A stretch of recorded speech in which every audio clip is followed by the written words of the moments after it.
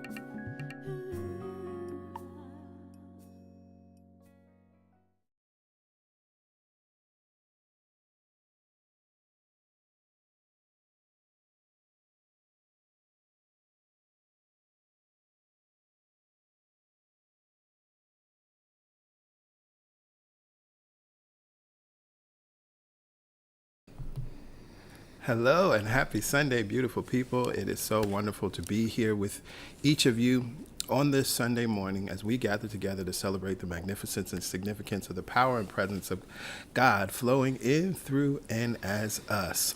Let us begin, as we always do, with prayer. And this morning, our prayer champion, Reverend Shauna, will lead us in prayer. Good morning, beautiful people. Happy Sunday. Let's take a moment to settle in and breathe deeply.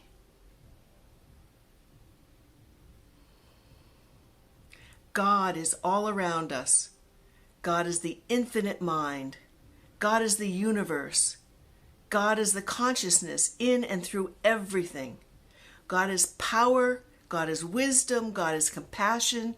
And that God has made us one with it and with all humanity.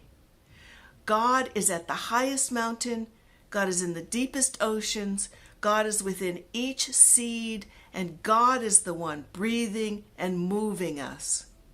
There is no spot where God is not. I believe that God has my back and wants the best for me. I have faith that God is protecting and guiding and uplifting you. I have experienced miracles in my life. I have come this far only with God's help. I am blessed and grateful that each one of us has a mother who gave us life and entrusted us to be one with God to live our greatest lives. God has never brought us this far to drop us. I affirm that we received God's love in our mother's womb, and we continue to receive that love from our grandmothers, our mothers, our aunties, our teachers, our ministers, our gurus, and the feminine energy pulsing through all people. Being loved and learning to love and value ourselves lets us bring love out into the world. From those closest to us, our partners, our children, and our families, to the co-workers, neighbors, and even those strangers we haven't encountered yet. The entire CSC experience this morning is to plug us into our oneness with God, into the magnificence of God in us and as us. As we worship today, we celebrate that. In prayer, we seek to know God and be changed. In meditation, we allow God to speak to us, affirming our perfect, whole, and complete selves. In music, we are encouraged, uplifted, and inspired. And in the talk, we learn practical spiritual tools to activate the God power in us and to go out living God in the world, in whatever circumstances and with everyone we encounter. I'm grateful and thankful that I embrace this service and will leave changed. I'm grateful and thankful that you embrace this service and will leave change. No more worry, doubt, or fear. We are freed to be who we were meant to be. I pray this morning for you and with you. I affirm health and healing, harmonious relationships, wisdom in making decisions, and prosperity in every single area of your life. I know God is good all the time. So let us begin this service knowing who and whose we are and giving thanks to all those who have mothered and nurtured and encouraged us. I release these words knowing that they are already done and decree amen, ashe, and so it is. Yes, yes, yes. Amen, ashe, and so it is. Thank you, Reverend Shauna, for that powerful prayer, for grounding us in truth, for surrounding us in truth. I love everybody was included in the prayer. And so that is important. It's very important. And I'm grateful, of course, for the mother energy as we celebrate this day. Well, hello again. Happy Sunday. It is so good to be here with you all. It's so good to have you connected into this a live stream, and that is the weekend service of Celebration Spiritual Center. If you are a first-time guest, we want to say hello to you. Thank you for being here. Thank you for choosing to stream in on this Sunday or whatever day or time you happen to find yourself watching this stream. As a first-time guest, we would love to stay in touch with you, but more importantly, we are confident that something will be said, something will be done that will empower your life, that will support you in having an empowered day and an empowered week and an empowered life, thriving. And so, as I said, we would love to stay in touch with you. The information you see here on your screen is how you access your digital connection card. Just text WELCOME to the number on your screen, 347-472-1078. Just the word WELCOME, no additional emojis, hellos, or signatures are needed, and you'll receive a reply with a link to the digital connection card. Tap that link, enter the information, the most important being your email address, submit that, and then you'll receive a text that says you're all set. And indeed, at that point, you are all set. You'll be on our mailing list. You'll receive our weekly email that goes out on Fridays and any other correspondence that is important related to CSC. So now is actually a wonderful time to get into our news and updates. We have a number of news and updates to move through today. And then we get to dig into the meditation, the music, and the message. Well, first, we would love to honor and send love to all mothers. We, with joy, say Happy Mother's Day.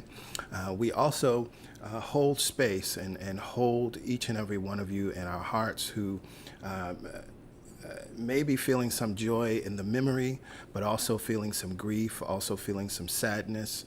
We know that this holiday can bring up a number of emotions for a number of different reasons. And so as we celebrate Mother's Day and as we say Happy Mother's Day, know that those of you who may be feeling something other than joy, we are holding you in our minds, we are holding you in our hearts, and we are knowing that God, as peace and love and ease and grace, is right there with you where you are, comforting you, holding you. For in truth, that is the only mother. Any expression of mother here on the earth is only an infinitesimal expression of the mother that God is. And so again, we say Happy Mother's Day.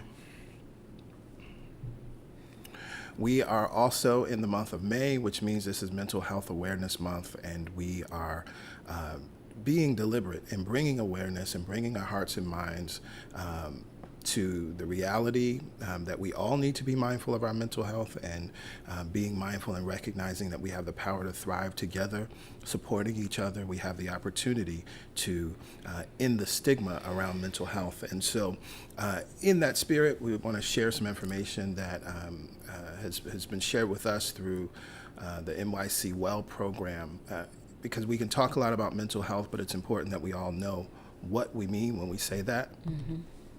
And so what is mental illness, right? Mental illness refers to symptoms that affect our mental health and interfere with our ability to function. It disrupts our ability to work, carry out daily activities, and engage in healthy relationships. Mental illnesses take many forms. Some are mild and only interfere in limited ways with daily life. Others may require hospitalization. And so just when you hear that, you realize that at varying points in our life, we have experiences that disrupt our ability to work, disrupt our ability to carry out daily activities and engage in healthy relationships. And so it's true, mental illnesses take many forms. It does not mean that you may need medication. It does not mean that you may need hospitalization. But there's a recognition that all of us at varying points in our lives have mental health challenges, and that's normal. Mm-hmm. That's okay. And that's why we say it's okay to be okay. And so, to not be okay. I mean, right. It's okay to not be okay. Thank you. And so, this is why I think it's really important to even just name this and understand what it is, because it helps us move out of the othering. Now, of course, one of the things that happens, there are so many myths and thoughts around mental illness and mental health, and we've recently seen that, fortunately, here in New York with the murder of Jordan Neely. And one of those myths that's shared that we need to understand, there's a myth that people with mental illnesses are violent. And this is being used in a lot of different ways. I think about the mass shootings where it's like, that's the cover. No, they were racist. Can we talk about that first before we hide behind, just, oh, well, they were mentally ill. And many times that they get off because of that. And so there's this prevailing myth that people with mental illnesses are violent. But the truth is, the fact is that only 3 to 5% of violent acts are actually committed by individuals with a serious mental illness. And the second part is more important. In fact, people with severe mental illnesses are 10 times more likely to be the victims of violence than the general population. And that's what we saw here with Jordan Neely and the murder of Jordan Neely. Jordan Neely was in crisis. This beloved soul needed support, needed love, had been identified as someone that needed support, but got lost in the system. That's the reality. And so, that myth leads to stigma, right? That myth leads to people thinking that they need to protect themselves from anyone that's having a mental health challenge. And I believe that these are the ways that we start to end the stigma, right? By bringing forth these facts and these myths. We've done it in the past. We will do it year in and year out, because it's so important to really understand that. Because, of course, when we have this kind of information, then it changes the way we look at the world, and it changes the way we interact with each other, with those we love, and even with strangers.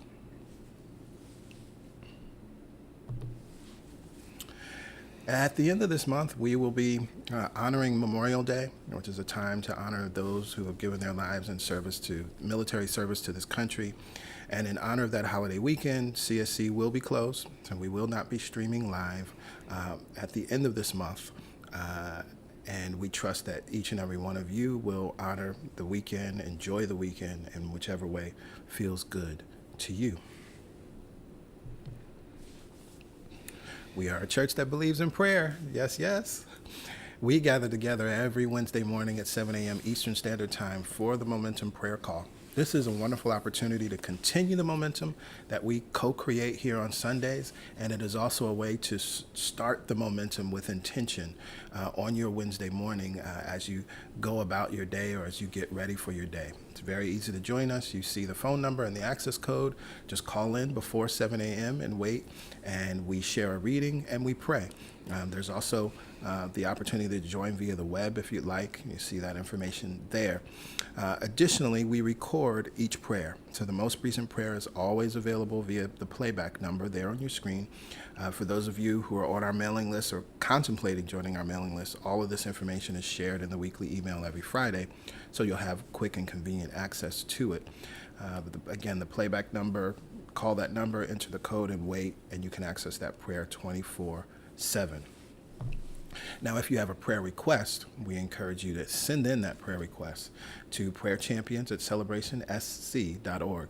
That email is received by Pastor Yolanda, myself, and all of our prayer champions. We hold the entire community and congregation of Celebration Spiritual Center in our hearts and in our minds and in prayer. But we recognize you may have a specific request. You may be submitting that on behalf of someone else. And we are happy to know the truth with you, because we know that prayer works. We know that prayer is effective. We know that prayer is powerful. And we are happy to stand in that knowing with you at any time, through any circumstance or situation. Invite your friends to the live stream. We are looking for those that are looking for us. If you know someone that you think may be into what it is that we're all about, by all means, invite them to join us on Sundays. You can always send them a video of a previous service, a previous sermon, a previous meditation, music, etc. Let them know that CSC is here and what it's all about. There is a place that is affirmative. There is a place that is reminding you of who you truly are. There is a place whose God talk is loving and affirmative, and perspective on God is liberating. And so you can let them know that we exist, and without any proselytizing or becoming an evangelist, just share that bit with them and let them do the rest. As we are in our 10th year, we are highlighting past series that have been powerful and impactful over the years. And so this month we're highlighting this series, God Power, which is from 2018, February or March of 2018. I need to confirm that month. But it's a powerful series talking about the reality of who and what God is, but that there is one power. There's only God power. And that series starts with two powerful sermons, Stop Begging with God and Healing Your God Trauma. I encourage you to check those out. You can go to our YouTube page, our YouTube channel, and you'll see that this series is highlighted for the month.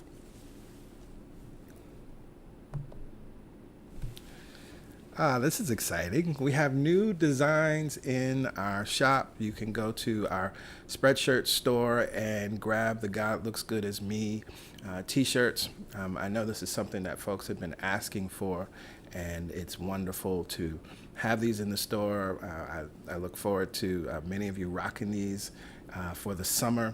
Also, we have added back the Amen, Ashe, and So It Is, Pride, Trans Pride, and Juneteenth design, so you can grab those and get those before we get into the month of June.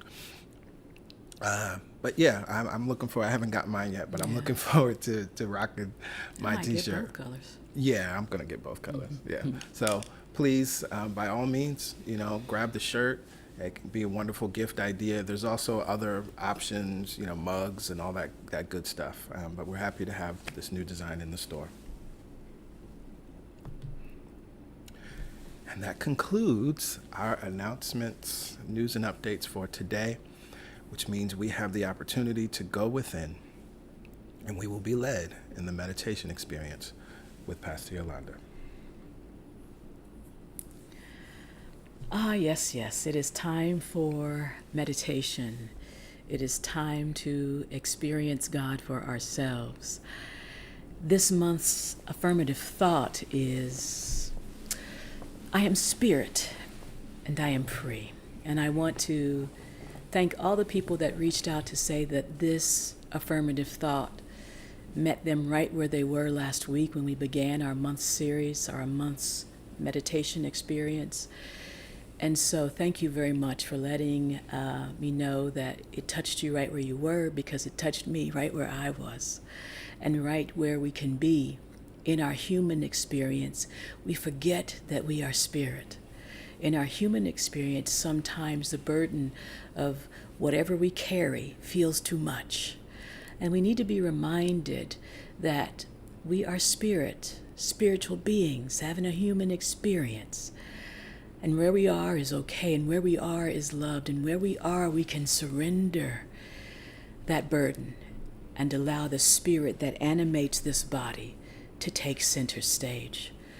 And when it is in front, when it is leading, there is freedom of movement, freedom of action, freedom of thinking. We get to release ourselves from the burden of our mistakes, our past, the worry about our future, and just know that God is right there, that we are animated by the same thing that animates the beauty that is experienced right here in these cherry blossoms, the beauty that is experienced all across the planet. We are one with that beauty. It all comes from the divine. And let us now experience the divine within ourselves.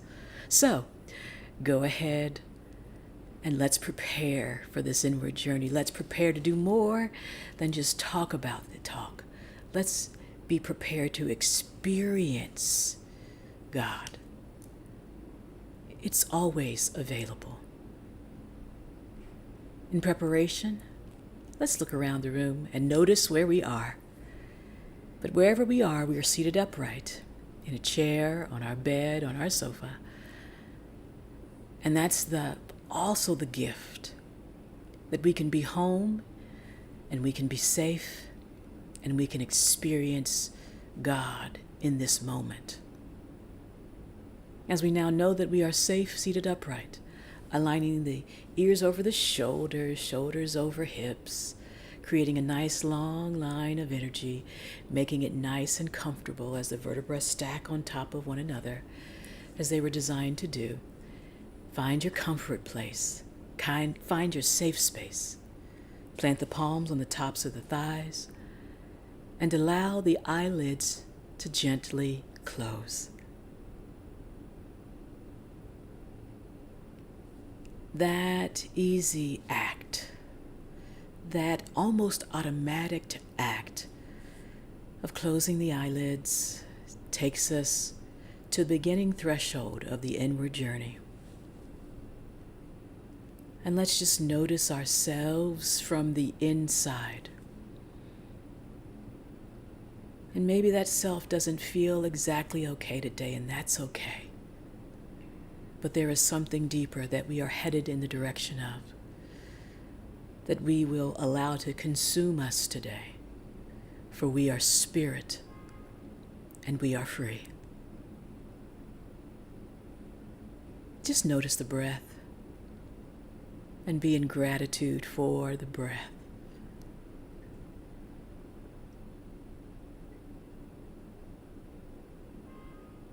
We are in no hurry to move the breath. We are just noticing the breath, the energy of life and divinity that flows on the breath. It's always available. It is the animation and the movement of spirit that takes these bodies from mere things to whole things, to holy things, to expressive and joyous things.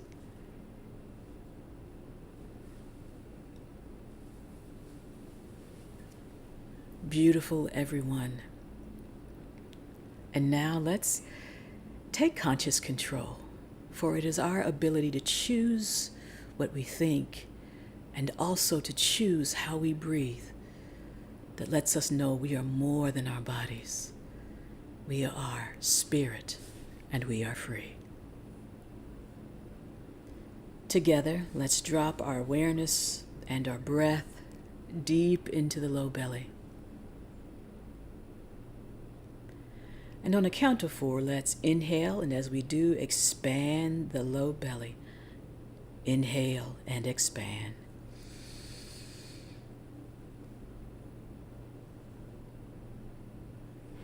Hold it there.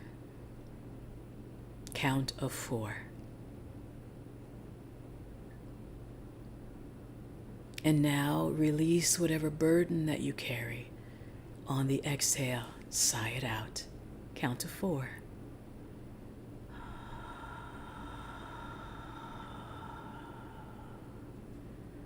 As we empty, we fill up with more. Inhale and expand.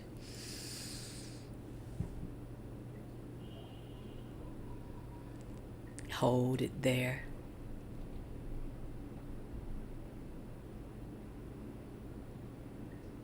And sigh it out.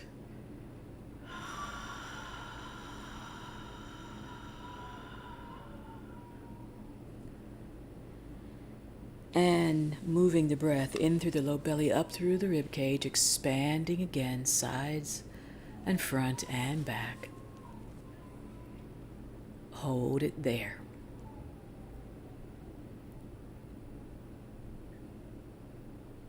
And now release it. Let yourself hear it go. Surrender it with the sigh.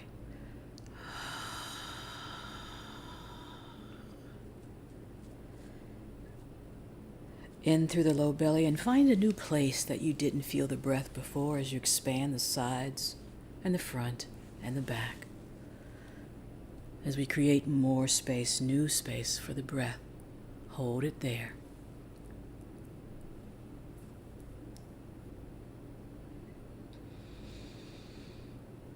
And let it all go, sigh it out. We connect low belly to mid-breath to the top where the lungs reach the heart center. Hold it there on a count of 4.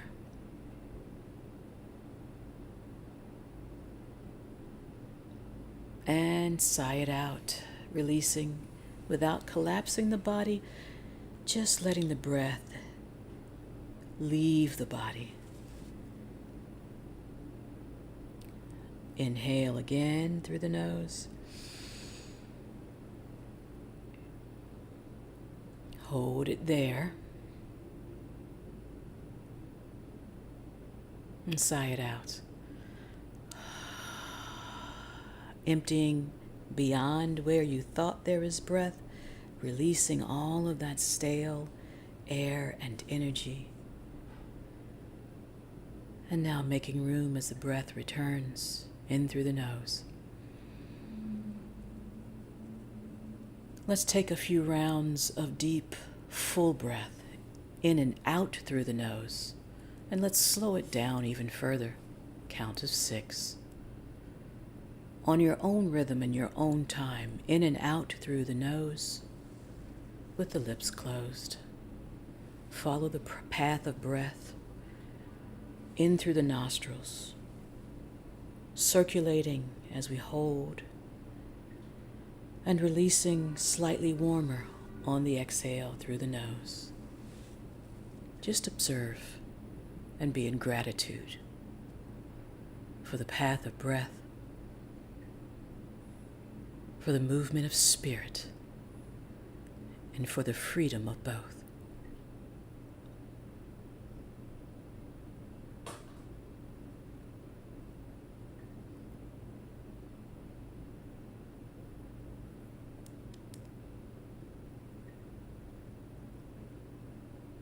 We notice how everything slows down, time and space, and we become more present. We become more free.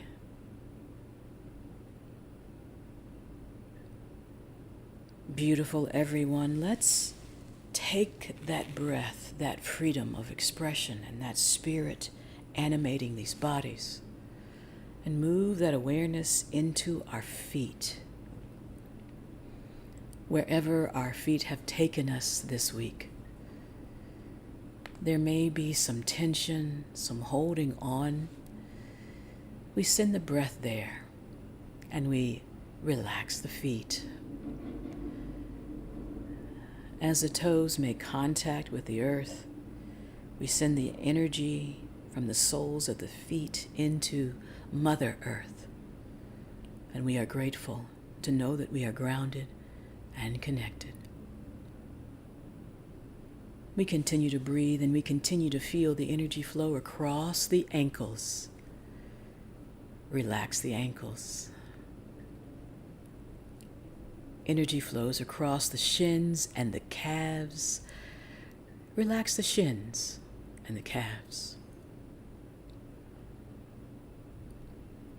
In our flexibility, we notice the knees. We notice the ability to bend, to move in the direction of our highest good. But we relax now and feel the spirit that we are. Relax the knees. Energy flows across the thighs, makes its way to the glutes and the hamstrings, and maybe we tense the glutes just slightly. And exhale, releasing the glutes, allowing the thighs and the hamstrings to also feel complete relaxation.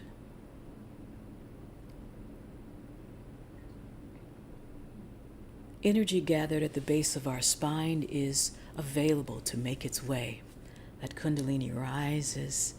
We open and allow it as the energy flows in and up on the breath. Inhaling, exhaling, and allowing. In and up. Exhale. Allow. There is no spot where God is not. There is no place where spirit cannot occupy. Spirit occupies these bodies, and our freedom is always available. Relax as the energy flows in and up. and up.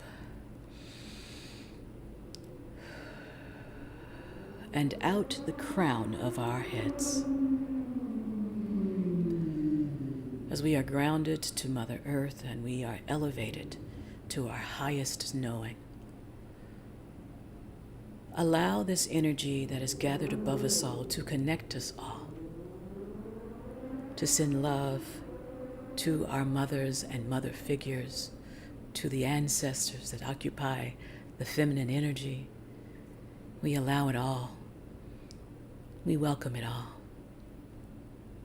As the energy flows back down through the crown, across the third eye, down the throat, across the shoulders, and lingering there as a comforting touch, we relax the shoulders and let the energy flow down the arms and out the fingertips. From this place of awareness, scan the body again, noticing anywhere that you're holding on, for it is our freedom that we want to experience today.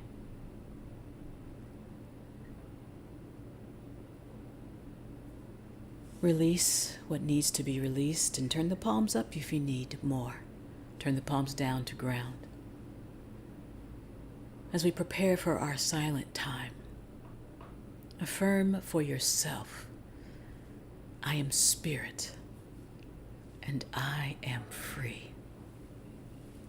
I am spirit and I am free. I am spirit and I am free. Enjoy the freedom of this experience now.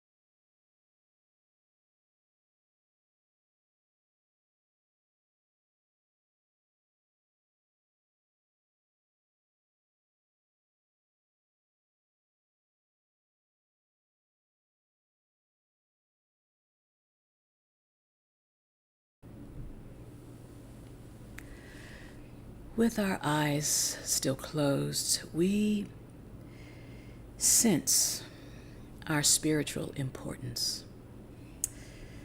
With our eyes still closed, we let go of all that was bothering this material expression of a body. We let go of all the worry and the doubt and the fear, the insecurity, the unworthiness. And we become the greatness of the God that is within us. As we release the untrue, we welcome that which is true, that we are spirit and we are free. Let's begin now to come back here knowing our spiritual importance, knowing our worthiness, knowing our inherent value to that which created us. And slowly, when you're ready, start to wake the body, bringing back that spiritual significance and magnificence with you. Moving the toes and the fingers, honoring that we have a body and knowing that we are more. Stop the movement, bring the palms to the tops of the thighs if the palms were turned up. And let's inhale, drawing the breath in and animating the body. Inhale as the shoulders release back and down. We feel our body more, but it is not a burden. It is the vehicle that carries the spirit. Inhale. Exhale. Release the shoulders back and down. Inhale. One more time. Fullest breath that you've ever experienced. Exhale, releasing the shoulders back and down. And bring the palms together at heart center. Lightly touch the thumbs into the sternum. Bowing the chin towards the fingertips.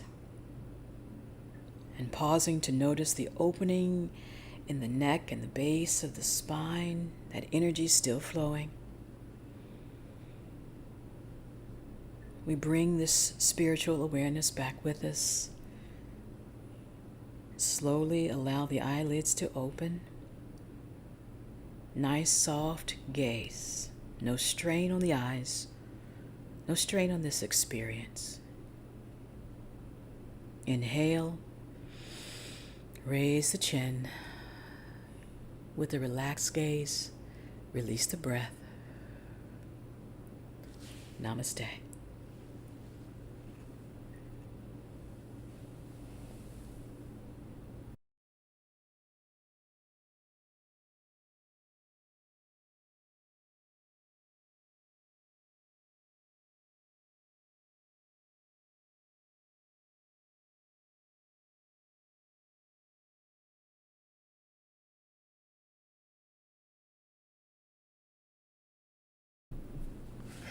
Yes, yes, yes.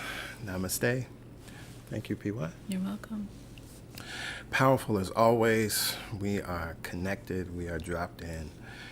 And we remain connected. We bring that awareness. We bring that connection with us out into the world, out into our day, out into our life, anchored. And it feels good. Well, we are in our series this month. It is a short month, but yet a powerful series, Game Changers. And before we get into today's sermon, we're going to hear from Soul 21 with a song that fits right in with today's message. So we'll hear from Soul 21, and then I'll meet you on the other side with today's sermon, Spiritual Power-Ups. I'll see you there. And so this song is a prayer to be used. Because if God can use anything, I know that God can use me. If God can use anything, I know God can use you. And all that is required is your receptivity to say, here I am, I'm available. Use me. There's a call for love. Everywhere we see out in the world, the injustice, the discrimination, the hatred, all of the foolishness, it's a call for love. And love can only be experienced in, through, and as each and every one of us. So we say yes to God as love to express through us. If you can use anything, you can use me.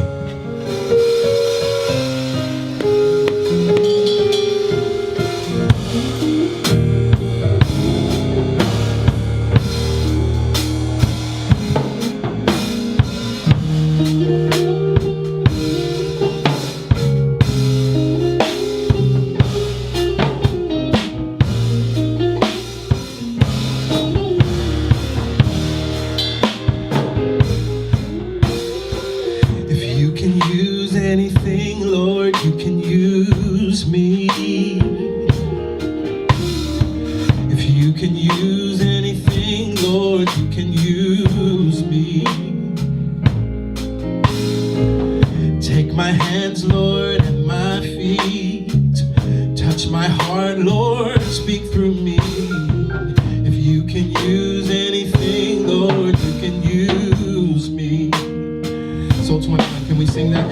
use. You can use anything, Lord. You can use me. I just look back in my mind and I think about all of the different things that have been used to inspire me, to encourage me. So I want to be used in the same way. Take my hands, Lord, and my feet. Touch my heart. Touch my heart, Lord, speak through me. If you can use You anything, can use anything, Lord. You can use me. 3 parts. If you can use anything, You can use anything, Lord. You can use me. I make myself available. Use anything, Lord. You can use me. I hear the call of love. Take my hands, Lord, and my feet. Touch my heart. Touch my heart, Lord, speak You can use through me. anything. Anything, Lord. You can use me. We're going to sing that again, and feel free to join in. If you can use anything, Use anything, Lord. You can use me. here I am. Here I am. Use anything, Lord. You can use me. The world needs so much love, so take my hands. My hands, Lord, and my feet. Touch my heart. My heart, Lord, speak through me. You can use. You can use anything, Lord. I'm going to stay right there. You can use anything. You can use Anything. Lord. You can use me. I make myself available. Use anything, Lord. You can use me. It just requires our yes. Take my hands and my feet. Take my hands, Lord, and my feet. Touch my heart. Touch my heart, Lord, speak. Take my hands. Take my hands, Lord, and my feet. Touch my Touch heart. my heart, Lord, speak. All that I Take am. my hands, Lord, and My my gifts, feet. my skills, my talents, my abilities. I bring them here right now. Right now. My heart, Lord, speak. Take my hands. Take my hands. Take my And hands my feet. and my feet. Touch my heart. Speak through me. I'm bringing all that I am. All that I have. I'm making it available. Oh, take me up. Take my hands. Take my And hands my feet. and my feet. Touch my heart. Oh, take my hands and my feet. And my feet. Touch my heart. Take me up. Take me up. Oh, I'm available. I'm available. Just as I am. Just as I am. Nothing needs to be added. Nothing needs to be added. But as I am, I'm available to be used by love, to be used for good, to be used for peace. I make myself available.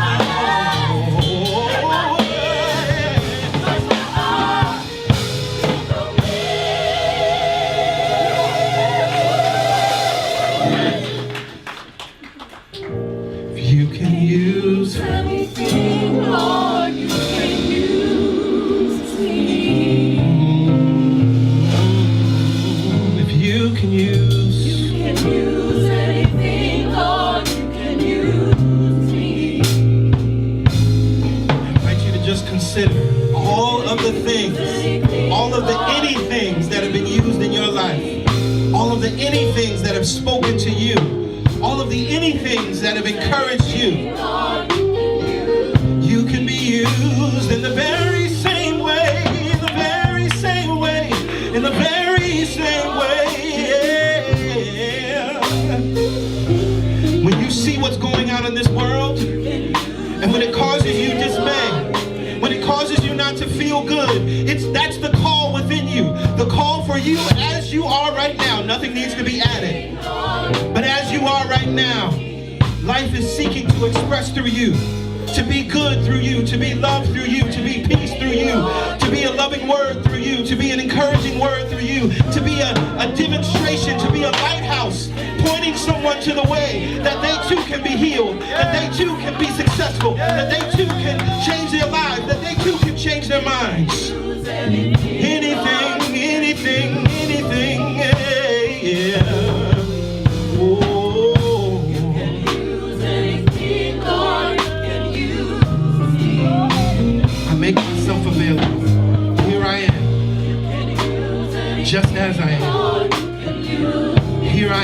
just as I am. I make myself available. That's all that life ever asks.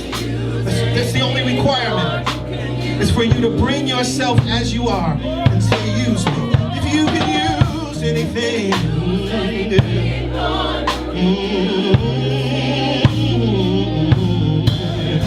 can use anything.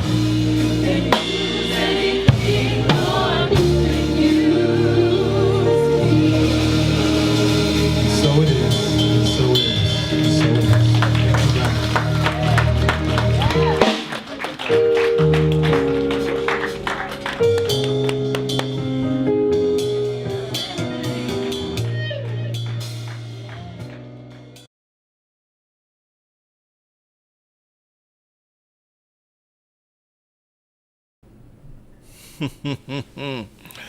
Oh, my. That was powerful, powerful. Thank you, Soul 21 and the Celebration Band. If you can use anything, Lord, you can use me. I make myself available. And I was just saying to PY, it's interesting because you hear the things I said at the beginning of that song. I'm not even sure what year that was, but of course we see all of the things that are still taking place in our lives and in our world. We know that the call for love is consistent. The call for love is an eternal call. So because love is the message, right?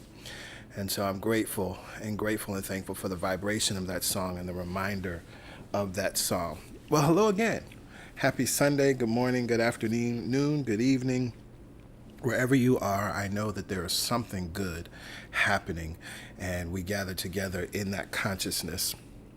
So we are in our series, Game Changers. And Game Changers, it's all about what are those spiritual ideas that were game changers for you, right? What are those spiritual ideas that not only when you hear them, but when you apply them and integrate them, become game changers for your life, that you can never return back to your previous state, even if you try to, because you've encountered this spiritual truth. And so we started in week 1 with the game changer, the title, Your God is Too Small. And of course, the game changers were about the reality of who and what God is, our God concept. Who is God? Where is God?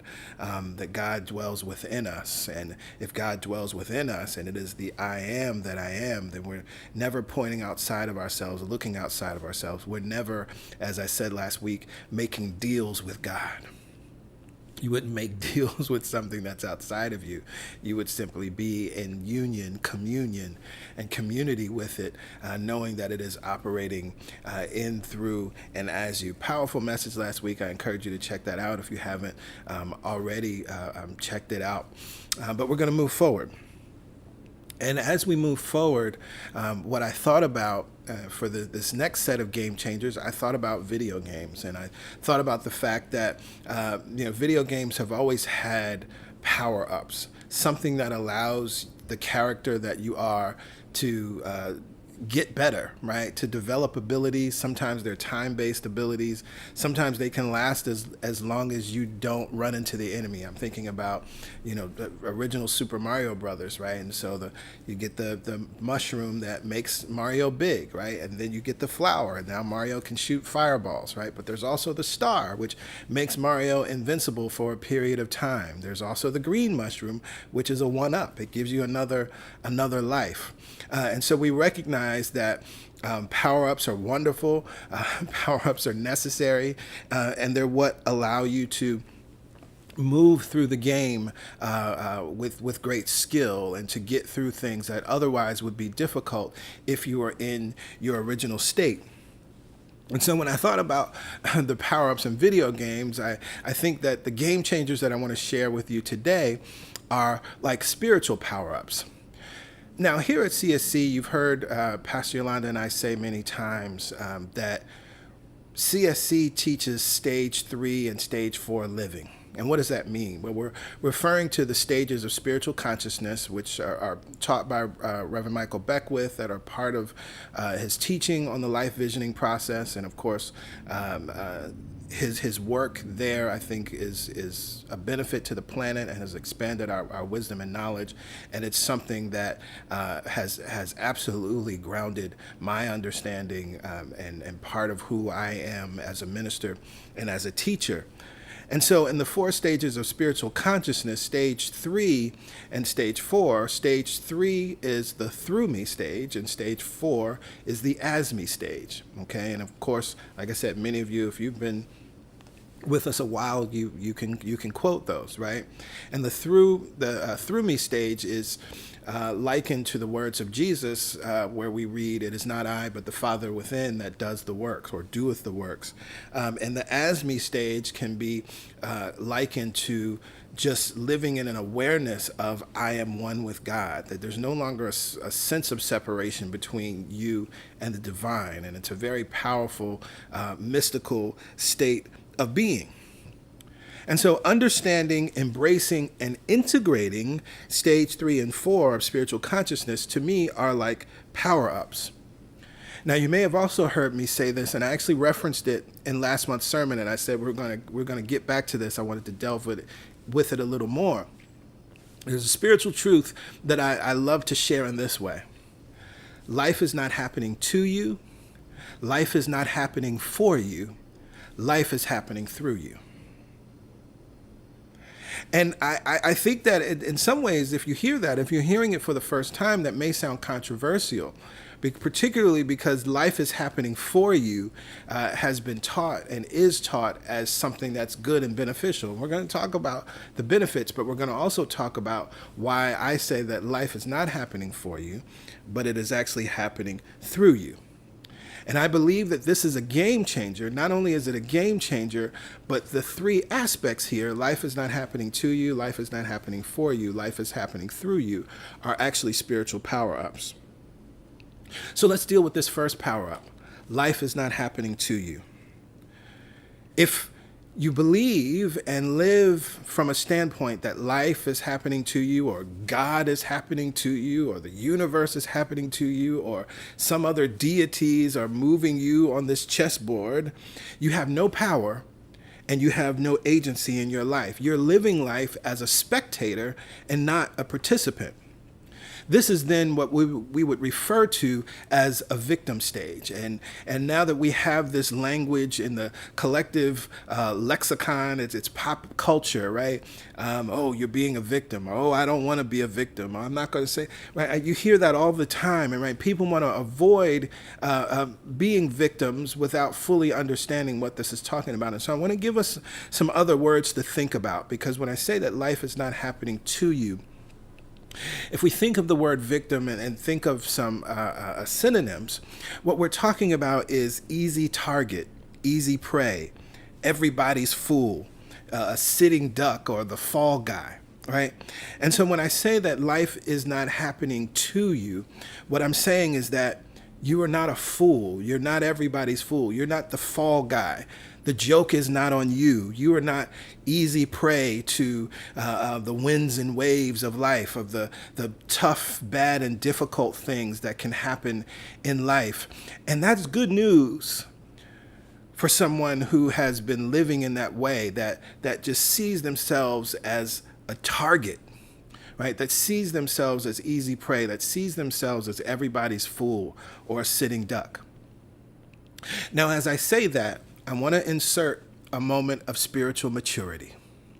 Because again, as I say that, this idea of not wanting to be a victim is in our collective consciousness. It's a part of pop culture. You'll hear people talk about it. You'll see, folks that, are spiritual or not spiritual, coaching, self-help, anywhere in the world, you see people constantly talking about this. And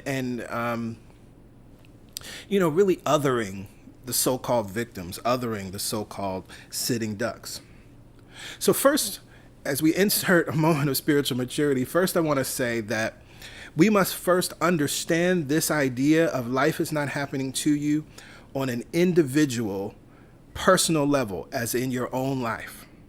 So, and I say that because what tends to happen is immediately folks get this idea of life is not happening to you, and then they want to point that out to everybody else but themselves, right?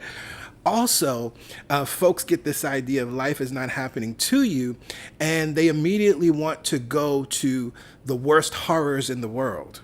They immediately want to apply that to the Holocaust. They immediately want to apply that to the transatlantic slave trade. They immediately want to apply that to any injustice or inequality that we see in the world. Again, a moment of spiritual maturity.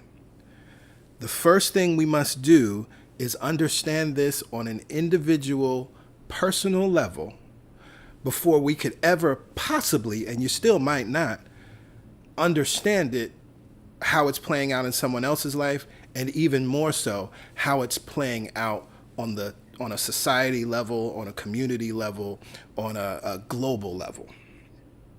The only person that can truly come to this understanding about your life is you. Because you think about it, even if I know that someone in truth is not everybody's fool, someone I know in truth is not a sitting duck, I could say that till I turn blue, right? But if they don't accept that to be true, all of my saying and all of my knowing in the world doesn't change that, right?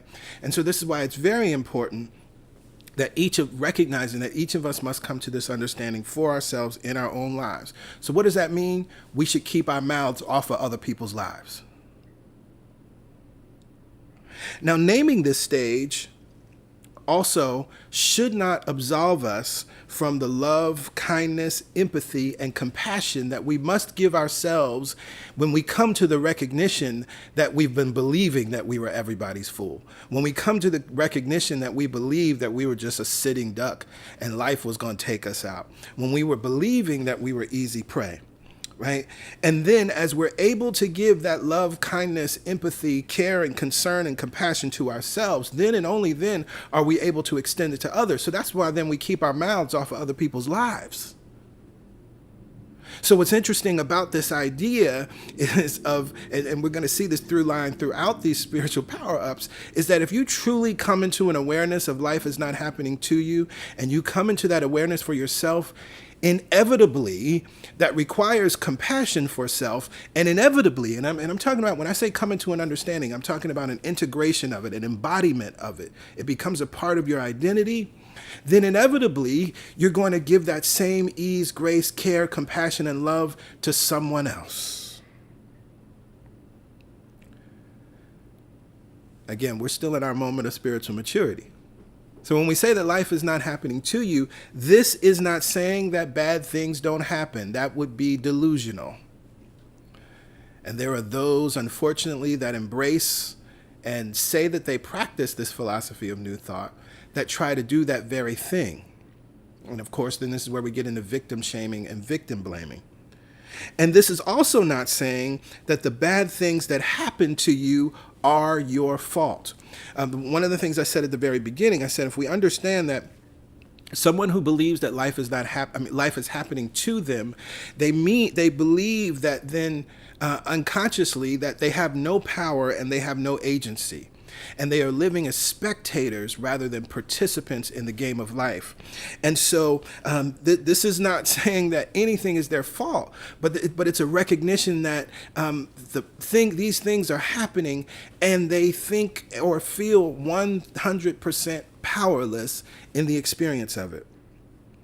I must also say this does not absolve systems, power structures, governments, societies, etc., of the deliberate and insidious harm that has been done, harm taking away freedoms and freedoms being denied, and all the ways that inequality and injustice has been codified into our system and into our way of life. So when we say life is not happening to you, another way of hearing that is simply saying you have more power than you were taught you had. I want you to hear that again. Another way of saying life is not happening to you is simply saying you have more power than you were taught you have. And that's a game, oh my Lord, that's a game changer. When you think you're powerless, and you come into the awareness that you do have power, you come into the awareness that you have more power than you thought you had, when you come into the awareness that you can impact aspects of your life, Of course, this is the Dorothy and the silver slippers, you had it all along moment. That's what we're getting to when we say life is not happening to you. We're saying that there's a power present in, through, and as you that will support you in having a different experience, even in the experience.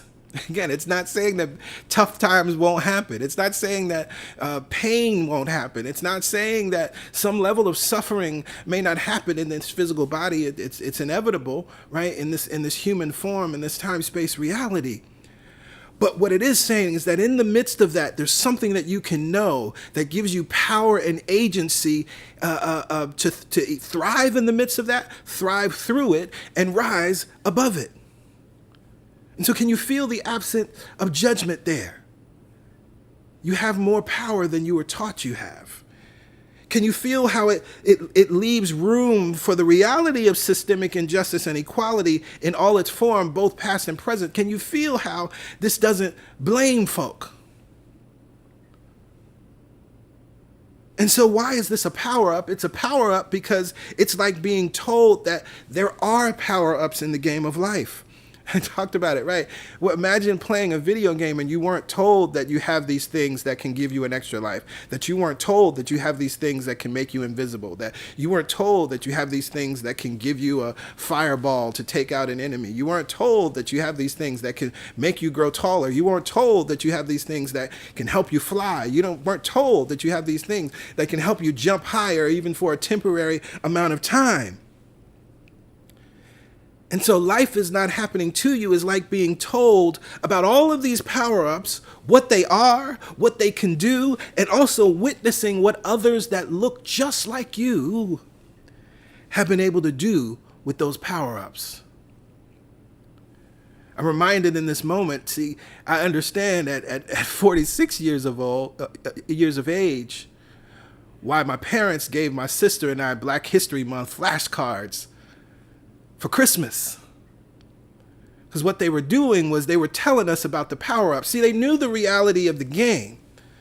They knew that raising Black children, they knew that we would face some adversities. They knew that we may be judged by the color of our skin and not the content of our character and not our skills, talents, and abilities and the beauty of our minds. They knew that. But by teaching us about powerful Black people in history who were able to do powerful things in the world, it was like giving us power-ups and showing us what's possible. Life is not happening to you. Yes, there will be things that happen as a result of being Black in this racist country. Absolutely true. But you got some spiritual power-ups. And so that's what fully understanding and embracing life is not happening to you is all about.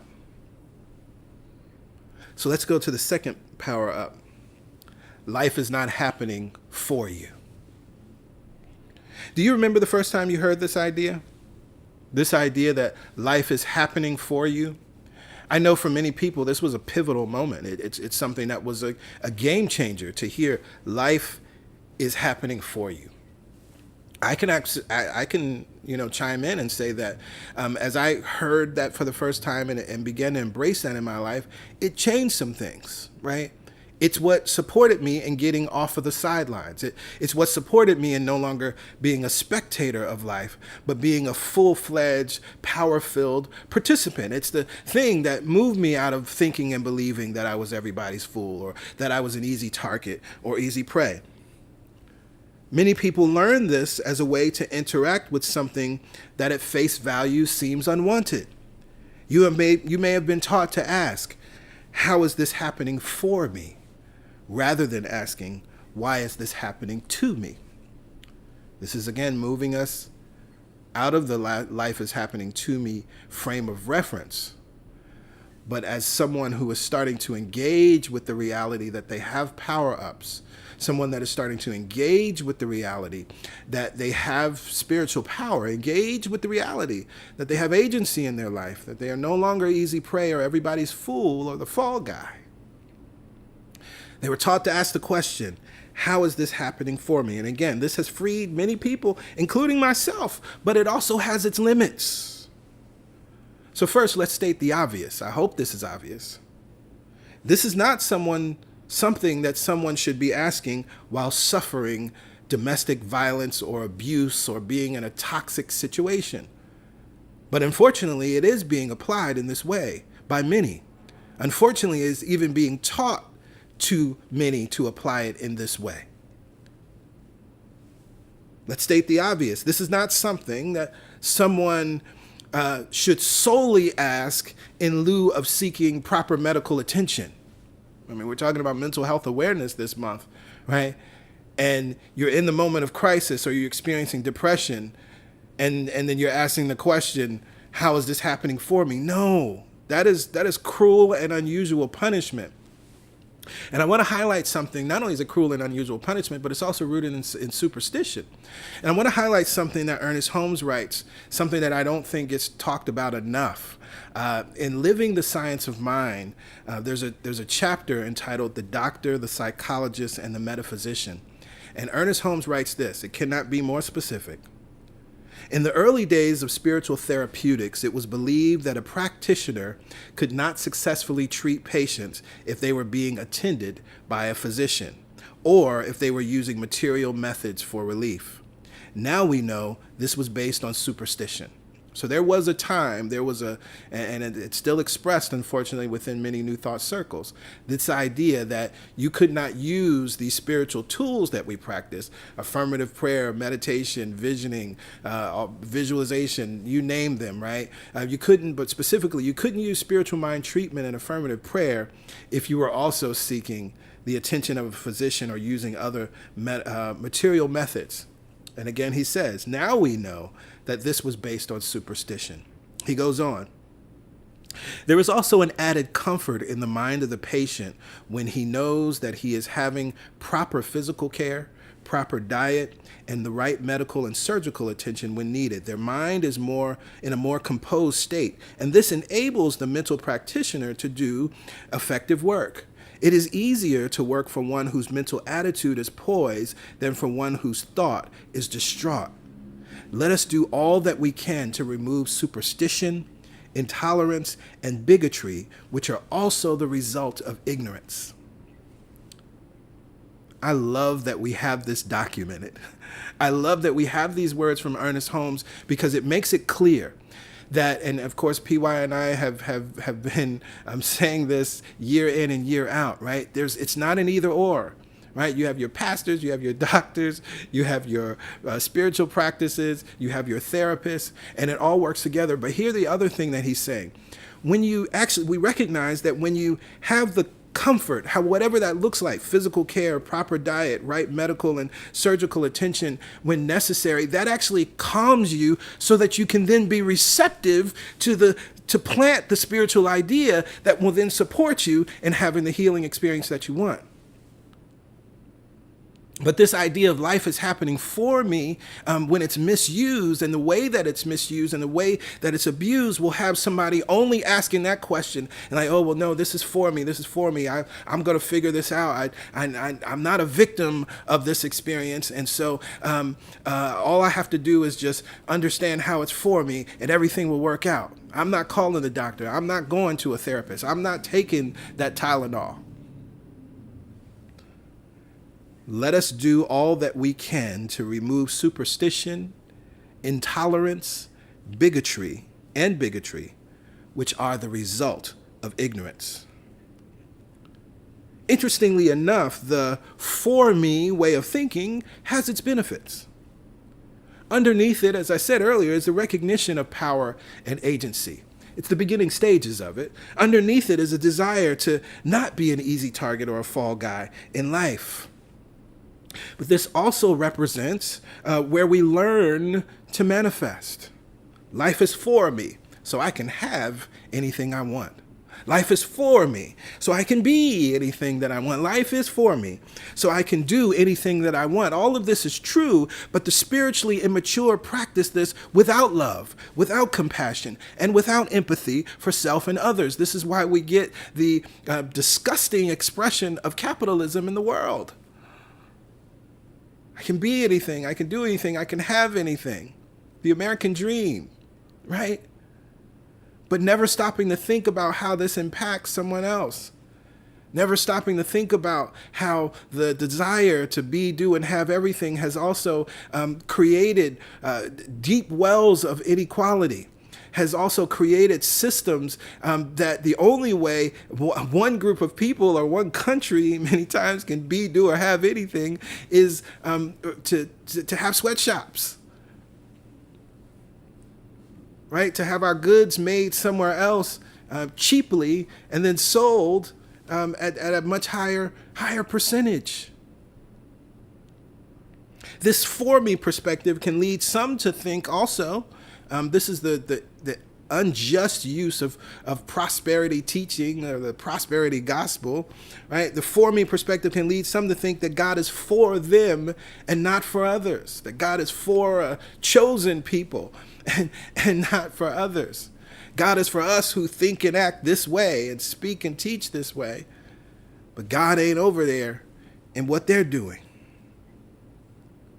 The other thing is that then when something doesn't work out the way it was supposed to, because you've been living in this life is for me consciousness, and you've been attracting all these things, and all this wonderful stuff is happening into your life.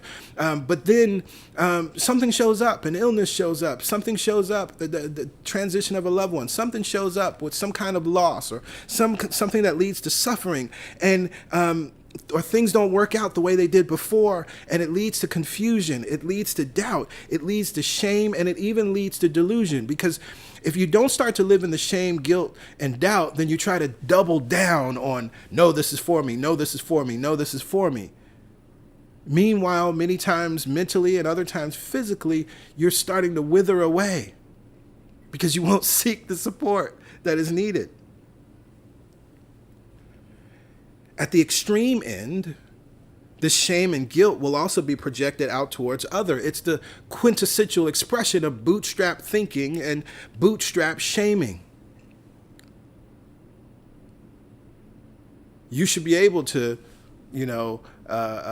pull yourself up by your bootstrap. You should be able to get yourself out of it. You should be able to heal yourself. What's wrong with you?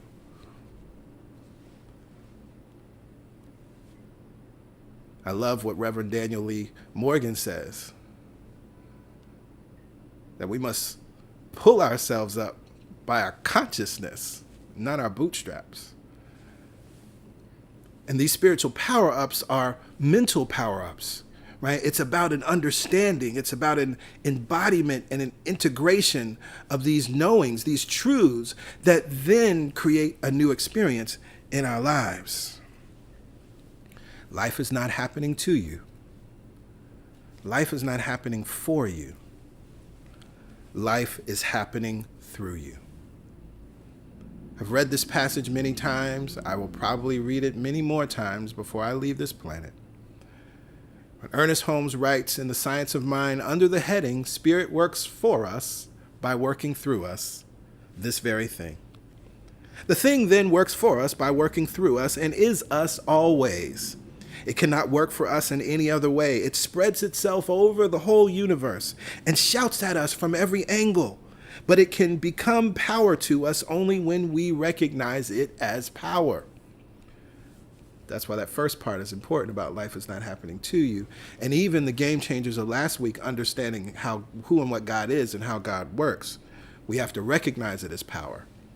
Therefore, our belief sets the limits to our demonstration of a principle which of itself is without limit. It is ready to fill everything because it is infinite. So it is not a question of its willingness nor its ability. It is entirely a question of our own receptivity. And that's kind of how the power-ups work in the video game. You could literally skip the power-ups. right? I mean, the way power-ups work in video games, it's not like we're going to make sure that they absolutely get this tool, or we're going to make sure that they absolutely get this power-up, or they get this new superpower. You have to seek it out. Sometimes you might have to jump and get it and avert other enemies just to get that power-up. Right? You have to deliberately go a certain way, or you have to deliberately go to a hidden spot to get the power up. Right? And so it's entirely a question of our own receptivity. I was thinking about it. Holmes, right? FUBU. We have the designer FUBU for us, by us. Right? Well, this is FUTU, for us, through us. But it's not just for us, through us. It goes further. Because Holmes writes, the thing then works for us by working through us and is us, always. For us, through us, is us. You can affirm it right now. For me, through me, is me. And so now we get to stage 3 and 4, teaching. Stage 3, through me. It is not the Father, it is not I, but the Father within that does the work. Stage 4, as me. I am one with all that is. This is the most powerful power-up in the game of life, but unlike a video game, this is easily accessible. Unlike a video game, this power-up is present everywhere at all times. This power-up is an acknowledgement that you have power and agency, and it's an acknowledgement of the source of all power, and an acknowledgement of the uninterrupted, fully reliable, fully available, 24/7, inexhaustible nature of that power. And it's interesting because those words that we hear, it is not the Father, not I, but the Father within, that we hear in the mouth of Jesus, that comes from the Gospel according to John. And John is the mystical text of the 4 canonized Gospels. Of course, the Gnostic texts get even more mystical when you talk about the Gospel of Thomas and the Gospel of Mary Magdalene and on and on. But it's interesting, these words are found in the Gospel of John, which is very mystical, and it echoes ancient traditions. You can find some of the words that we find in John, you can find them mirrored in ancient Sanskrit, right? Which of course predates the life of Jesus, predates anything that would have been written that we have in the canonized scripture. And the Gospel according to John starts this way, and I'm reading it in a specific way for you so you can hear it differently. In the beginning was the Logos, and the Logos was with God, and the Logos was God.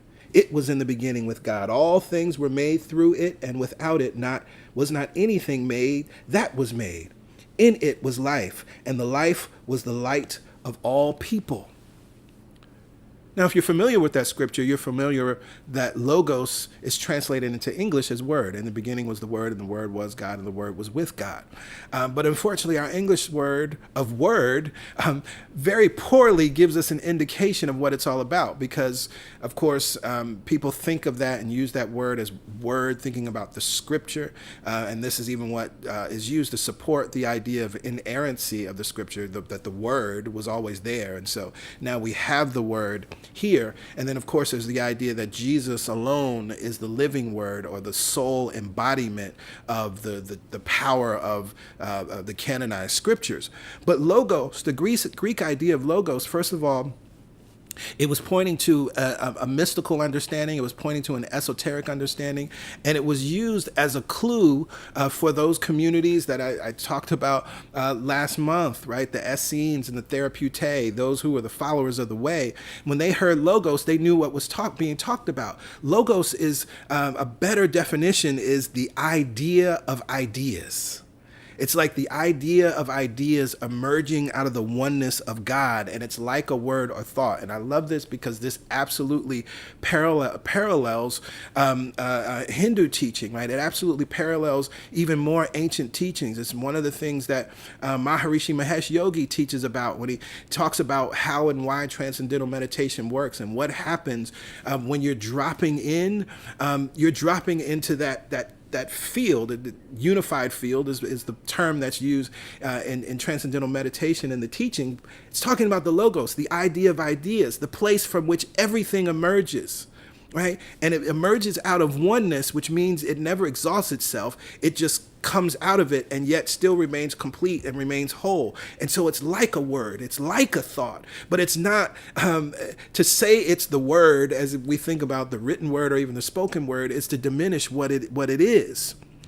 And so this is the text then that we hear the words in the mouth of Jesus, this mystical idea then of where he writes in John, or he says in John 5, the Son can do nothing of his own, but only what he sees the Father doing. For whatever the Father does, the Son does likewise. This was a through me statement and an as me statement. It's actually written there in the Gospel of John as in the narrative that this is one of the reasons why many of the listeners had issues with Jesus, because it's like you're equating yourself with the all that is. But this was the mystical understanding of I am one with the all that is. This was the mystical understanding of you are one with the all that is, and it is operating through you.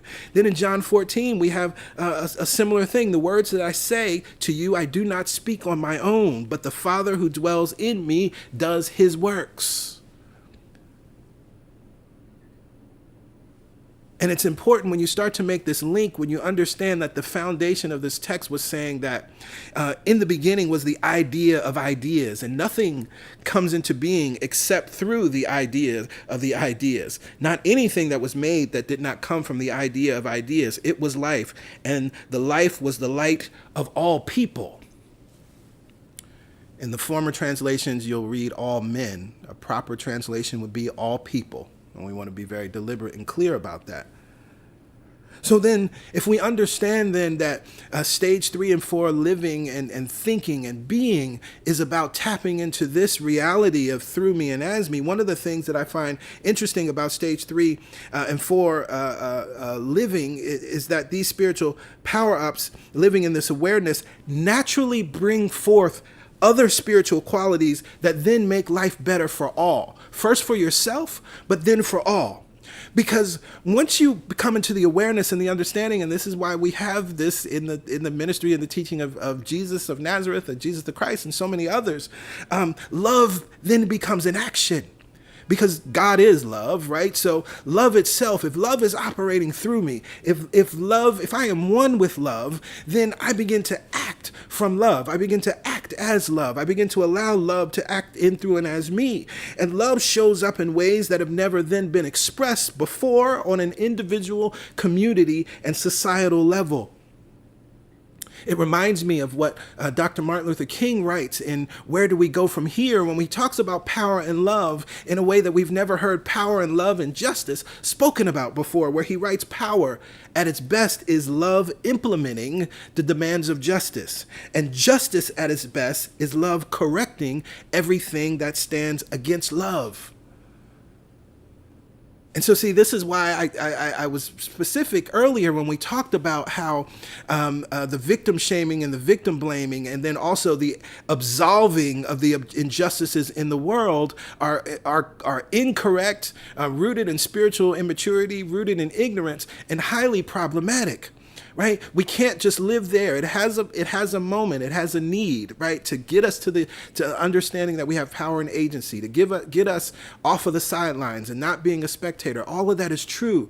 But ultimately, if you just park there, if you just set up shop there and just live life through that lens, inevitably, you're going to have to ignore the injustices and the inequality in the world. And that's exactly what happens amongst many people within our New Thought community. And so when we hear this idea that power is love implementing the demands of justice, and justice is love correcting everything that stands against, justice at its best is love correcting everything that stands against love, we now see that from this through me and as me place, we have the opportunity to actually change the narrative and change the experience for ourselves and for our world. When we use the spiritual power up, we know that we don't know. What do I mean by that? See, we're slow to tell folks then what they need to be doing, and instead we start to listen. If life is happening through me and as me, I slow down. That's why I said earlier, we don't put our mouths on other people's lives. The great gospel group, the Williams brothers, sang it clearly. Sweep around your own front door before you try to sweep around mine. Yes, yes, somebody. And this is then the embodiment of something that Pastor Yolanda and I are always bringing back to you time and time again. It's in A Course in Miracles. Ironically, many people seem to overlook it and definitely aren't embodying it because, unfortunately, A Course in Miracles is used as a tool of shame and blame and guilt and delusion and not acknowledging what's happening in the world, all that stuff. But in Lesson 71, which is only God's plan for salvation will work, which first of all is a statement of surrender, right? It's the understanding that, oh, wait, if God is operating through me and as me, I want that plan. We could say it another way. Only love's plan for salvation will work. But within that lesson, we get the thing, which again, is one of those things that you'll hear us say all the time, which is why we say we teach stage 3 and 4 living. Pray this prayer. What would you have me do? Where would you have me go? What would you have me say and to whom? So when you understand that life is happening through you and as you, again, it slows you down to pray this prayer. To recognize that there's something great and powerful that is expressing through me at as all times. And I have this opportunity as Ernest Holmes, I read it as Ernest Holmes states, it is entirely a question of our own receptivity. I have the opportunity to be fully receptive or more receptive to the power and expression of love as love. And so love, where would you have me go? What would you have me do? What would you have me say? And to whom? Cannot count how many times we've had conversations of folk coming to us with a question. Well, what do you say when a person is going through da-da-da? Or what do you do when you see someone's going, down a path that's going to harm? We bring you right back to this simple prayer. Because generally speaking, when you're asking the question, what do I do when I see somebody's doing X, Y, Z? You're outside of the through me and as me stage, right? Okay, your eyes show you something. Or in the song, I talked about this idea, right? The call for love, whatever's going on. It's a call for love. So if you see something, that's the first piece. And again, this is why I say it automatically starts to develop these spiritual qualities. If I see something, it ain't time for me to say something. That's only out here in the world if you see something that might be a bomb threat, right? But if you see something, say something, it doesn't work in the spiritual context because you don't have all the information. That's also why I said, and when you have the spiritual power up, we know that we don't know. That's also why I said in the beginning, as you understand that you are not a victim of your world, and you start to give yourself that compassion, you're going to learn to give that same compassion to someone else. I could be right. I could know exactly what they're supposed to do, but I have enough wisdom and knowledge to slow down and to pray this prayer. Spirit, love, God, source. What would you have me do? Where would you have me go? What would you have me say and to whom? And what's the other thing that PY and I say all the time? A lot of times, the reply is nothing. A lot of times, the reply is hush. A lot of times, the reply is stay in your business. A lot of times, the reply is sweep around your own front door. And then you can see clearly what it is that I want to express in, through, and as you. I showed you that so you could see yourself. Lord have mercy. In closing, like popular video games, we have spiritual power-ups. Each of them have a use and a purpose. Each of them gets us further in the game, but some have their limits. Life is not happening to you. Yes, we need to understand that because we need to come into the understanding and awareness that we have power, we have agency. But we must acknowledge how this has been used to cause further harm, self-harm, and to harm others. Life is not happening for you. Left unchecked, this can lead to narcissistic behavior, greed, and gluttony. Left unchecked, this can lead an individual into thinking that they should remain in an abusive, toxic environment or experience. Left unchecked, it creates separation and otherness because God is for me and for us. But not for those people who believe differently, not for those people who pray differently, not for those people who don't seem to believe or pray about anything. Life is happening through you. From this vantage point, we are no longer easy prey. And from this vantage point, we are not everybody's fool. We're not a target or the fall guy.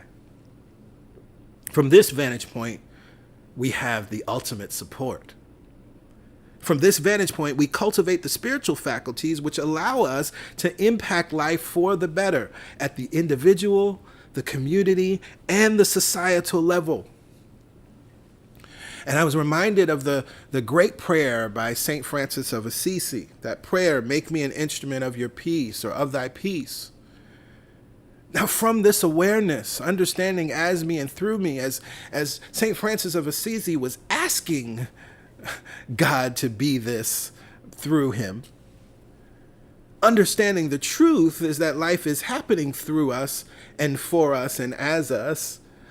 Understanding this truth, then we no longer ask, but we affirm with our spiritual power up. We say this now without ego, without being self-centered. I am an instrument of God's peace.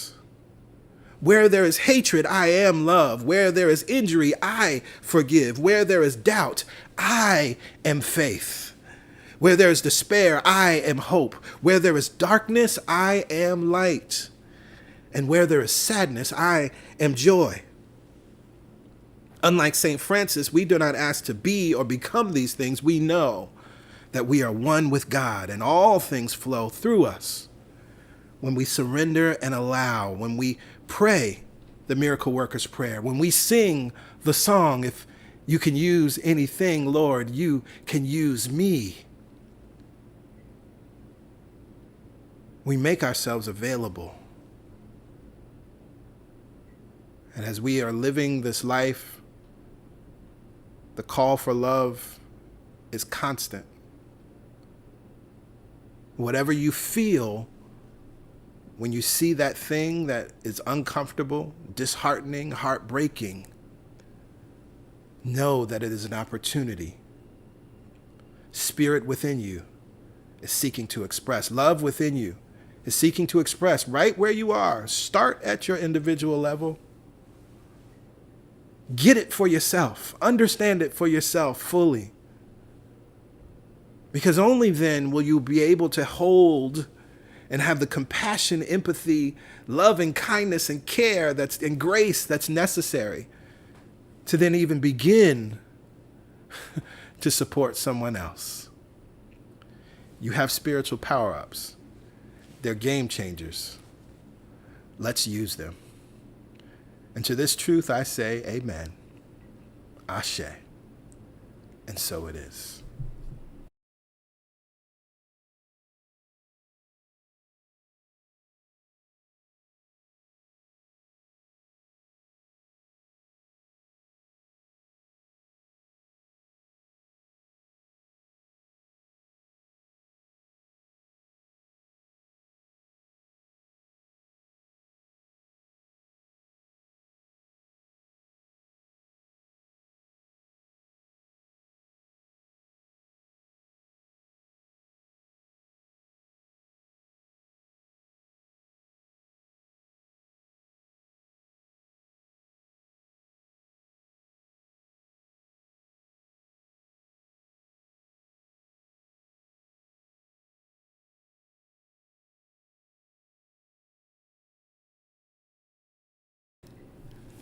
Ah, yes, yes. This series is the gift that keeps on giving.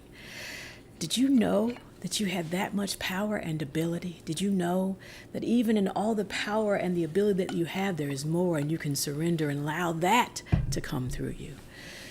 The agency over your life is what we're talking about. And that agency is just not about going out there doing things. It's about speaking up for what you need. It's about honoring who you really are. Yes, yes. It's about taking the break when you need the break. It's about loving yourself through all of those situations that feel challenging. Yeah. Because guess what? God is loving you through all of those situations that feel challenging. And so when we just sit back and listen and allow life to support us, it will. And that is great power. That is great agency. And that's what we are here to understand and support you in experiencing.